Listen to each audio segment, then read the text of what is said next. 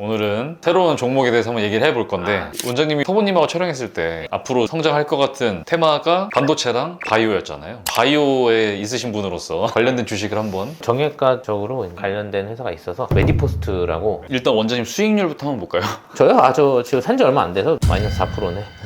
예전에 삼성 서울병원의 하철원 교수님께서 카티스템이라는 거를 개발을 하셨거든요. 그거가 이제 주력인 회사예요. 카티스템이 정확히 어떤 거예요? 줄기세포 치료제예요. 줄기세포는 이제 모든 세포로 다 분할을 할 수가 있잖아요. 원래 우리가 처음에 갖고 태어난 연골은 하이알린 카틸리지라고 그래서 초자연골이라고 하거든요. 그게 한번 다르면 재생이 안 되잖아요. 지금 재생시킬 수 있는 걸 엄청 개발하고 있는데 아직까지 성공한 회사가 없어요. 그럼 만약 손상이 됐을 때 우리가 할 수 있는 방법 중에 하나가 마이크로 프랙처, 미세천공술이라고 해서 손상된 연골에다가 구멍을 뽕뽕 내주면 거기서 피가 나와서 연골이 차요. 문제는 연골이 섬유성 연골로 찹니다. 섬유성 연골의 단점이 뭐냐면 튼튼하지 못해요. 그래서 한 1, 2년 지나면 다시 찢어져요. 연세가 있으신 분들은 통증이 있어도 보존적 치료하면서 버티는 이유가 수술을 해도 어차피 1, 2년밖에 못 가니까. 근데 주사를 해도 5, 6개월은 간단 말이에요. 그러면은 그냥 주사 맞는 게 낫잖아요. 비용 대비 효율성 이런 거 따져보면. 그래서 이제 하철원 교수님께서 다른 방법이 없을까? 근데 줄기세포가 이제 모든 세포로 분할할 수 있으니 양 교수님하고 이제 서로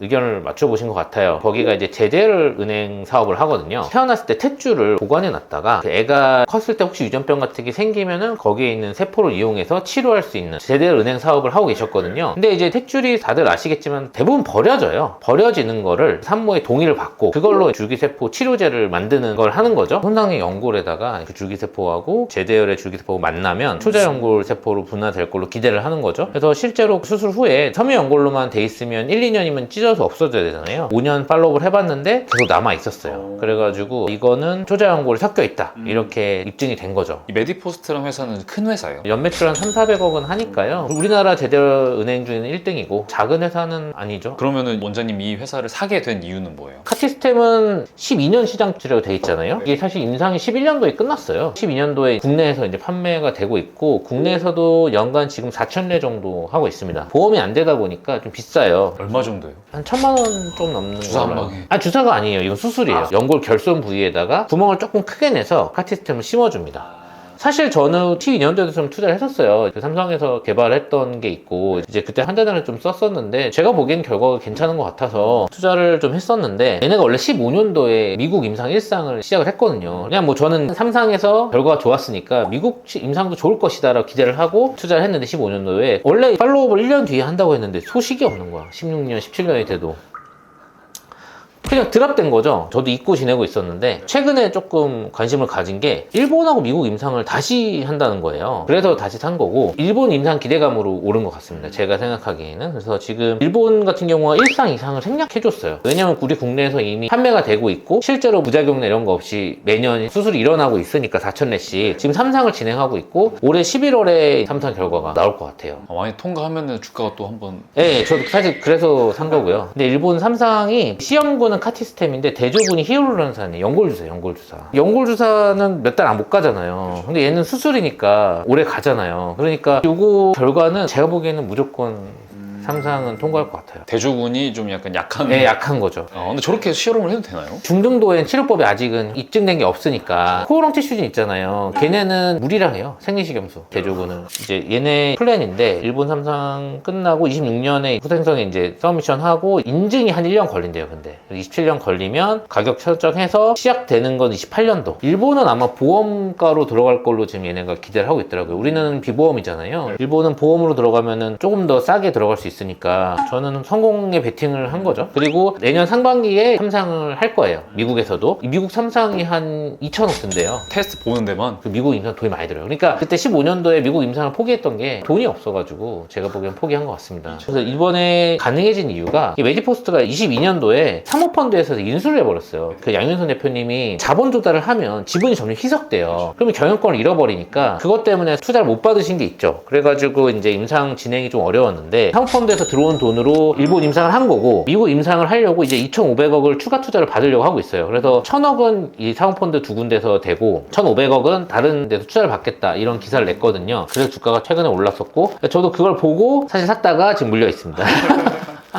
저 아까 카티스템 관절경 이런 얘기 하셨는데 원장님도 저런 수술 해보셨어요? 저는 사실 인공관절만 했죠. 카티스템을 제가 선호해서 쓰진 않았었어요, 그때. 이게 보험도 안 되고 완전히 다 다른 환자들은 못 써요. KL 그레이드라고 하는데 연골 손상된 정도가 1기, 2기 이럴 때는 소염제 먹고 통증 완화해서 주사 치료하고 하는데 4기는 무조건 수술로 가는 거고요. 3기인 환자들이 사실 되게 아파하시는데 주사 치료해도 몇 달 못 가고 인공관절 수명이 있기 때문에 젊은 사람들한테 하기가 좀 그렇단 말이에요. 그 중간 단계를 어떻게 해야 될지 그거에 대안으로 나온 치료제라고 할 수 있는 거죠. 그래서 국내에서도 꽤 많이 하고 있고 지인들한테 얘기 들어봐도 결과가 나쁘지 않고 회사 측에서는 성공률이 98%다라고 얘기를 하고 있고 실제로 우리가 미세청 공술 했을 때 1년 지나면 그게 벗겨진다고 했잖아요. 그래서 이게 주관적인 통증 정도인데 미세청 공술 하는 거랑 이제 우리가 5년 팔로우를 했을 때 미세청 공술은 1년까지는 괜찮은데 1년 지나면 3년, 5년 갈수록 다시 아파지잖아요. 카티스템은 통증 정도가 감소한 채로 유지가 되는 거죠. 기능 평가도 좋아진 채로 유지가 되는데 미세청 공술 1년까지는 비슷하지만 2, 3년째는 다시 나빠지죠. 그리고 이제 인공관절을 해버리면 돌이킬 수가 없잖아요. 왜냐면 뼈를 다 깎고 쇠로 바꾼 건데 이제 얘는 내 연골을 그래도 쓰고 있으니까 여기서 주사 치료를 해주면 인공관절 안 하고 계속 쓸 수가 있는 거죠. 그래도 내 연골만은 못 하거든요. 감염의 리스크도 높아지고 그래서 중간 정도 대안으로 할 수 있는 치료법인 거죠. 이런 식으로 보면은 연골이 이렇게 결손이 돼 있잖아요. 요건 연골판이고 이제 요게 뼈고 여기가 연골이고 여기가 뼈가 결손이 있는 거죠. 지나고 나니까 이렇게 연골로 다 덮였다는 거예요. 이렇게 연골이 벗겨져 있던 게 덮이는 수술인 거예요. 그리고 이제 이 시장 자체가 넓은 편인가요? 무료 연골 시장은 엄청나게 크죠. 그래서 인공관절이 심한 사람들은 대세인데 결손은 있는데 범위가 넓지 않은 사람들 그런 사람들 대상으로 해볼 수 있는 수술인 거죠. 근데 카티스템도 단점이 있어요. 이제 연골이 재생되잖아요. 그러니까 2개월 동안 목발을 짚어야 돼요, 수술 후에.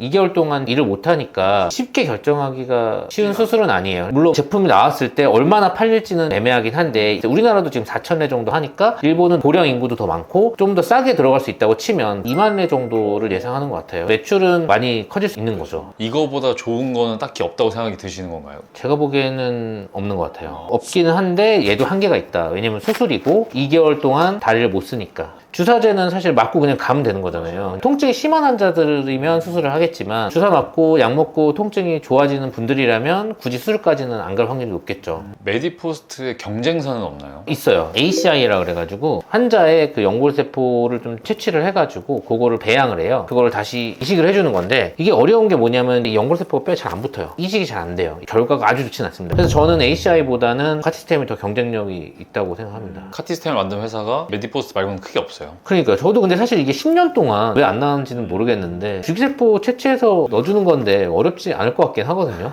다른 회사가 너무 쉽게 베낄 수 있는 거 아니냐 그랬더니 회사 측에서는 공정 특허를 자기네가 걸어놨대요. 따라 하더라도 최소한 얘네는 국내 임상 끝내놨잖아요. 그리고 일본 임상도 거의 끝난 상황이고 이미 데이터가 있으니까 1, 2상을 면제를 받은 거잖아요. 미국도 1, 2상을 면제받은 거거든요. 그래서 최소 따라 하려면 5년은 걸린다는 거죠. 그러니까 따라 하더라도 시간이 걸리기 때문에 괜찮을 것 같고 그래서 저희 투자 아이디어는 우선은 3상 시작할 때 사서 결과 볼 때까지는 갖고 있고 그 다음에 만족스러운 이익이면 파는 거고 제품화 돼서 얼마나 팔릴지는 조금 더 지켜봐야 되지 않나. 그래서 얘네가 일본 판매 목표는 2만 바이얼 우리는 4천인데 그 다음에 미국 같은 경우는 인구도 더 많고 시장 사이즈도 더 크고 그러니까 3만.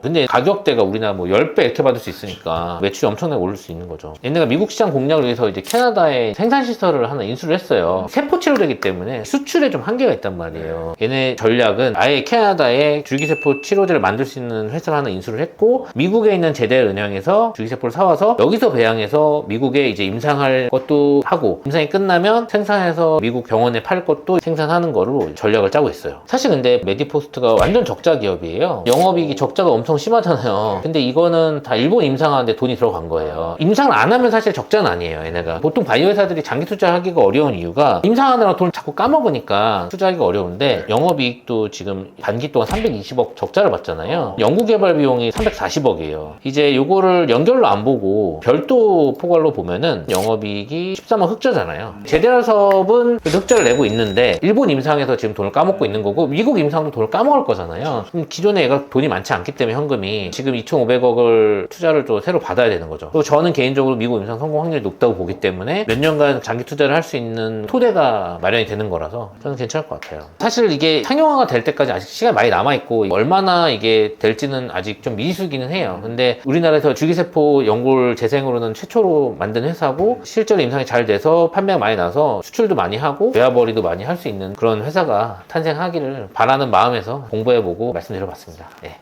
감사합니다.